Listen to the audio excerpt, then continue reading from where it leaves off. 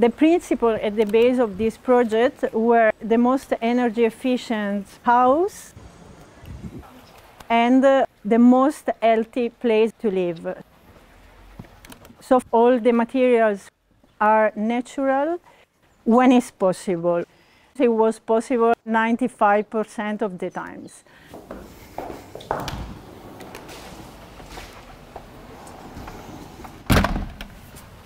So you decided to cover this in cork. Why? As a tree bark, because the original idea of this project started just here in the garden. And so it was a natural choice to choose cork for the facade, because we wanted to integrate the house in the working of the natural environment of the garden. So for example, when it rains, it darkens, and when the sun comes out, it turns light again, exactly like a tree bark. So the idea was that, for example, when it rains, these turn darker, exactly like the barks of the other trees. We can have a demonstration. And then when the sun comes out, it dries again, you know, so it's alive. Yeah, you see it is the same color as the bark. Yeah, exactly. You know what I'm noticing with the shape? That depending on the light, the effect is quite beautiful because of that very organic shape, right? Yeah, the idea was to perfectly integrate the facade into these urban forests. So it's a real bark.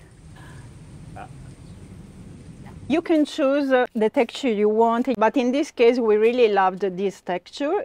And you can put this in horizontal or in vertical. We choose the vertical one because of the dust and the rain, so the dust doesn't accumulate. When it rains, it washes down the facade. So, and this is really resistant. Like this material won't kind of wear down. It feels so fragile. No, now this has been here 2.5 years. The only thing is that it changed color, because when we put it on, it was dark brown. This hasn't been in the sun, so you can see the difference. The color after 10-15 years will turn darker again. We recently went to Portugal and we saw a very, very dark brown ones, and it was like 20 years old. Because so much of the cork comes from Portugal, no? Yeah, exactly. I think 90% comes from Portugal. Cork is not, you don't cut down the tree, right? Explain how it works. Yes. This is the bark of the tree. Every 9 years, they peel it off from the tree if it is mature. Then they put all the barks in big mountains where they dry. And after that, they reduce all the bark into small pieces that you can see here. The beautiful and great stuff for me is that there are no addition of any chemical or adding product. All these small pieces are extruded a little bit like popcorn, you know, with the heat.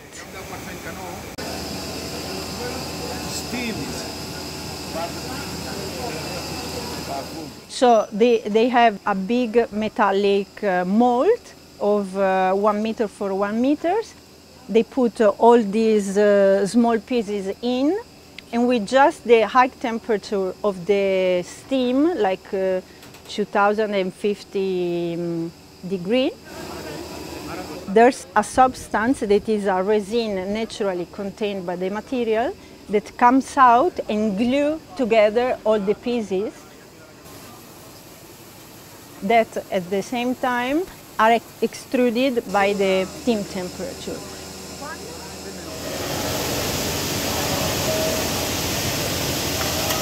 So after 20 minutes staining this mold with a press on it, it comes out a big block and is done. Is this material done by the cork resin that is called suberina.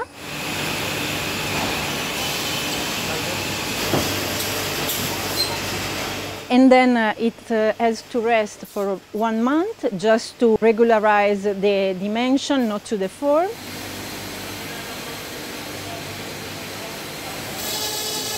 And then after that, they will cut into slices of depth depending on the depth you need for the panels.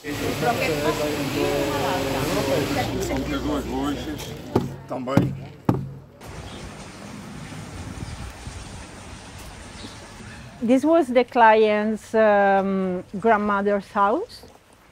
So she lived here as a child. And so when we arrived here, there were a lot of structural and humidity problems. So there's cork everywhere, in the interior and the exterior, because we just wanted to insulate all the volumes, because it's like un jersey. A sweater. A sweater. It's like a sweater. You use cork in a lot of places. I mean, you covered the entire facade of cork. That's more than we've seen, right? That's a lot. Yeah, that's a lot. Yes, I mean, here in this project, we use cork as well where we don't see it.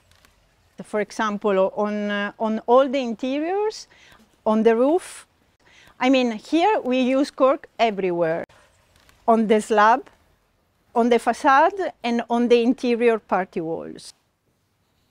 This is a passive house, and so the insulation was very, very important. The yellow one is all the insulation that we put on the existing structure.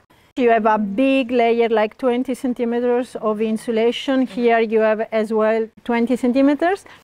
But here it was the original structure that we didn't touch. And so we filled all these spaces with cork pellets.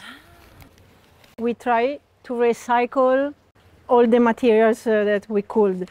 So cork is the perfect material because all its life cycle is with zero impact, because from the beginning until the end you can use every small portion of it. For example, when you cut a panel and you have a leftover, you can reduce it into small pieces like these pellets and reuse it as a filling. Or as a dust, a cork dust in the mortar that you need to fix the panels. So you can always reuse even the dust.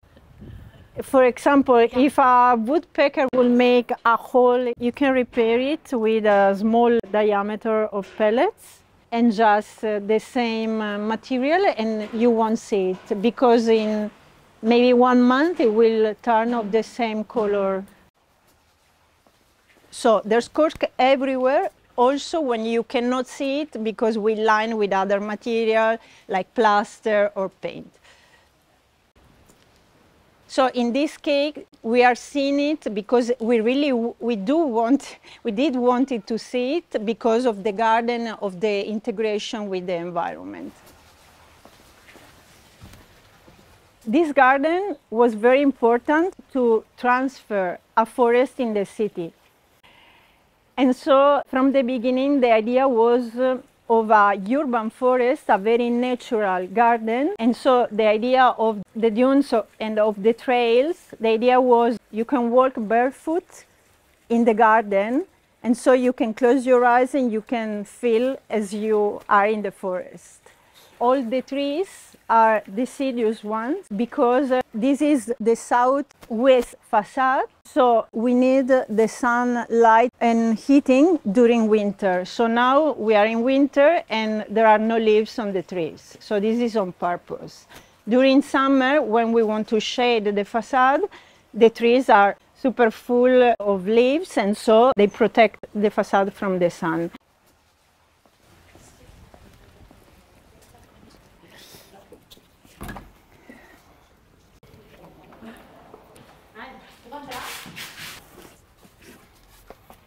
One of the purposes was to have a strong connection with the garden. When you cut, you prepare food, you wash dishes, you always have this beautiful view of the garden. As well, all these cabinets are done with pine plywood, the doors with local chestnut, and finished with wax, with natural wax. Yeah. This is a little bit experimental. It's called microchalk instead of microcement, because microcement has a lot of resin and chemical additives. So we tried a more natural option. And so in this case, we put more wax because, you know, it's the kitchen, so we really need a waterproof layer. And, you know, after 2 years, it's working very well. There are no stains. And... Yeah, it's surprising in a kitchen. Yeah, it's very... any stains. Yeah, now there are no stains because it really works. Because it's waxed. Yeah, because it's waxed. It's so smooth. Yeah, it's very smooth. It's not chalky at all. Yeah. All the materials we used here are natural and as local as possible. And as well, there are no chemical paints. This one as well is done with clay. So this is not an added green, this is the natural clay color. Wow. And so the material is just clay. This is just the color of the earth. So you can have plenty of color. The material is naturally breathable, so we want all the walls to breathe. Because think, here we have this, then we have the original bricks, and outside we have the cork. So all this wall is breathing. Slowly, but is doing it, you know. So this is a passive house, so it's an hermetical place, but we have micro transpiration through all the natural materials. The entire volume is breathing.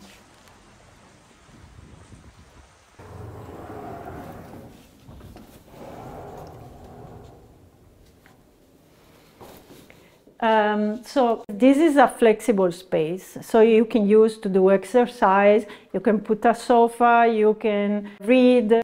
It's like an extension of the bedroom. From all the rooms, you always have a connection with the garden.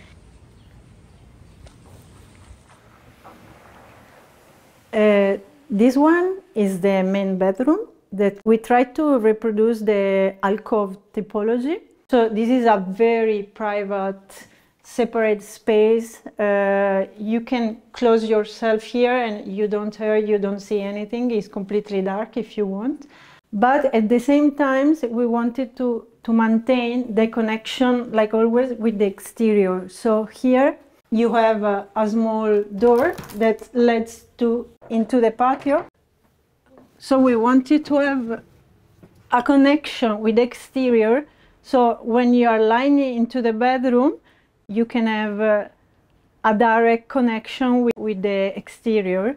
You have plants growing here, and you have all the cork facade. It's like, it's very tiny, but oh yeah, you're surrounded by cork in here. Exactly. Yeah. And you know, you feel like not surrounded, but sheltered, you know, because it's so warm, and also the acoustic. I was going to say the sound, it's so muffled, every other sound is... Yeah, because, you know, cork is an acoustic insulation, but with this texture, it breaks the acoustic waves. So I think it's amplified, the effect. The idea of this courtyard, it was like to have like a meditation space close to the alcove, and of course in the relation with the water zone here, the bathroom. So we can open this door and have oh wow, you see green again. Exactly. This is the original basing of the house that we recycled, and what we really wanted was maintaining the connection with the exterior and with this small courtyard, again with cork and plants. And so we put this glass wall. So when you close it, this is like a light box that allows you to perceive the connection with the exterior light. Can you see? Yeah, it's really pretty. Okay. So this is called tadelak, is a Moroccan technique. It's a waterproof layer made by lime. It's a special lime that comes from ovens over there, because the lime The natural lime is cooked in a special way, and also the application makes the difference, and so it's applied in a different layer, and the last one are just planchados, how do you say? Ironed on or something? Iron. It's like with a metal plate, you press on the surface on the upper layers and you close the pores. After this, they apply like a black olive natural soap to seal all the pores. And so this layer is perfectly waterproof. Again, it feels like marble. It's so smooth. It's Exactly. But the good point is that it's breathable, you know. So this is a bathtub, this is a bath, you have a shower, and so you don't have the humidity inside because the material is breathing. Okay, so you can see all the wood and plywood. Inside, you can see the fine plywood of the structure. You also kept it visible. Yeah. It's actually quite beautiful. Yeah. Exactly. Yeah. And here we restored all the original brick walls.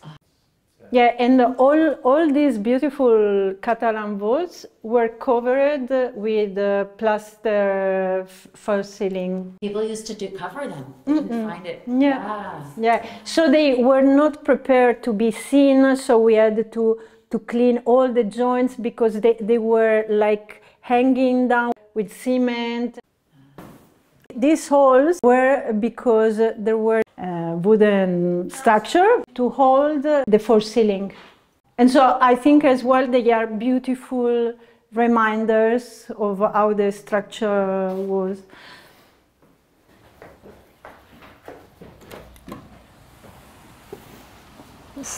This is the old basing, marble basing.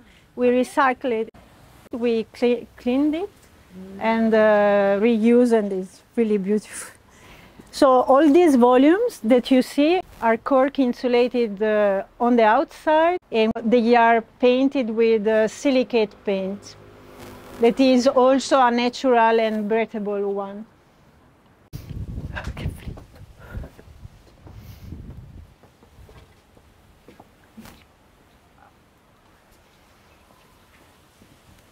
And this was just a back house that was always there. The pavilion? Yeah. No, always there where the service people were living. Yeah. Okay. You know, the main house and the dependent. Yeah. Okay. This is a library and a study. Okay. So the idea was to take what was once an old servants' quarters. Exactly. The main character here is the bookshelf. We decided to do it in natural bricks, natural baked clay bricks. Local? Yeah, locals, of course. All the materials we used here are natural and as local as possible. So, for example, they come from the Tarragona A factory nearby. factory. Yeah, really close. Yeah. Exactly, like the one outdoor. They came from the same one. This floor is a little bit experimental. This is again microchalk. The first time I saw this sample, I really felt in love with this because it reminded me of the Roman floors. And so I didn't know this material, and so I discovered it. We did a lot of try with for the stains before, of course. And so this is a microchalk in several layers put on a resistant base, and then it's finished with linseed oil. So it fills all the pores and makes a waterproof layer. Yeah, that's beautiful. And these stains, some are done later and some are part of the process. Okay. So it was never all one color. Okay.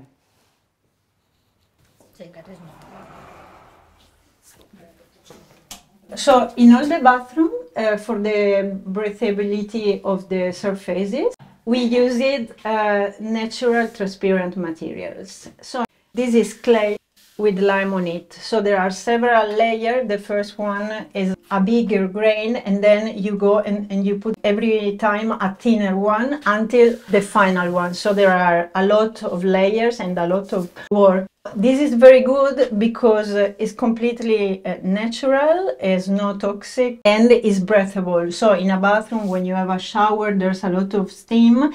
It's absorb the steam and you don't have condensation. In summer, you can feel the freshness of the material, like the ancient places, you know, like the Roman bath and exactly. And on your other side is the natural brick, right? Yeah, you're surrounded by the by natural brick, only one layer. This is the same brick we used to build the library.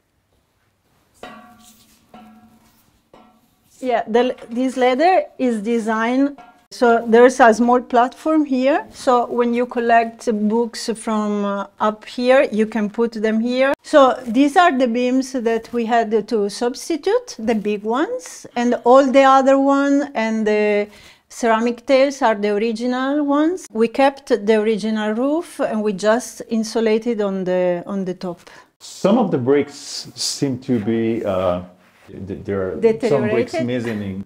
Actually, there's a shape here, like an old cable. Exactly. There was the copper tube for ancient electricity. So we just removed the tube, but it's like contemporary archaeology. We chose to leave it exactly like it was, like a memory of all the transformation. It's like the history of the place. This is a passive house, and we use passive strategies like to avoid the humidity coming from downstairs. We made a new slab because before the floor was just lying on the terrain, so it was taking all the humidity from there. So we put these ventilated slabs that are called igloo because they have like an igloo shape. You fill this with the cement and you build the slab on this. So they support the structure, but they are a void. You are creating a void. And so you can pass appliance through this. And then you can ventilate it. So these are ventilated. And so the south facade is warmed by the sun. And so the air is lighter, and so it goes up.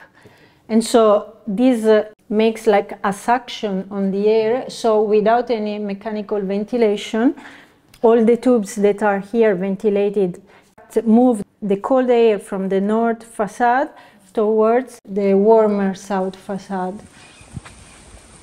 So without put any mechanical ventilation, it works naturally. Here you can see the vents to ventilate the igloo under the slab. So this is on the south facade. The air here around the facade is warmer, and so it attracts the flux of air coming from the north facade that is cooler. So it's a natural convection process.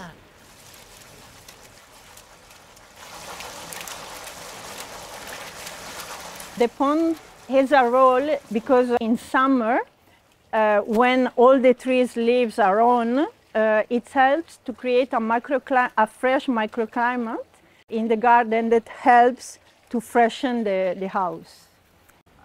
The second one is that under here there's a big water tank of 6,000 liters that collects all the rainwater from all the terraces and the roof.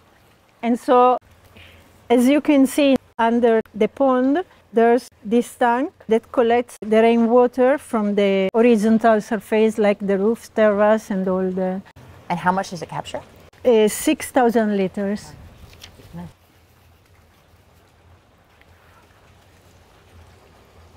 This small fountain has the function to oxygenate this water. If not, it wouldn't stay so much pure. And so they reuse the water to water the garden and to wash the car and whatever. And the sound is so relaxing when you sit here having dinner, lunch or breakfast. It's very, very relaxing. Or you just lay on the dunes and you can hear to the water sound.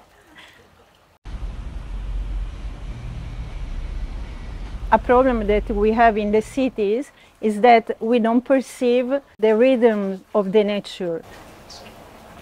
We are like anesthetized because we always see the same buildings, the same. So this was on purpose. So all the garden was designed to be as much natural as possible, and to connect the people living in the house with the natural rhythm.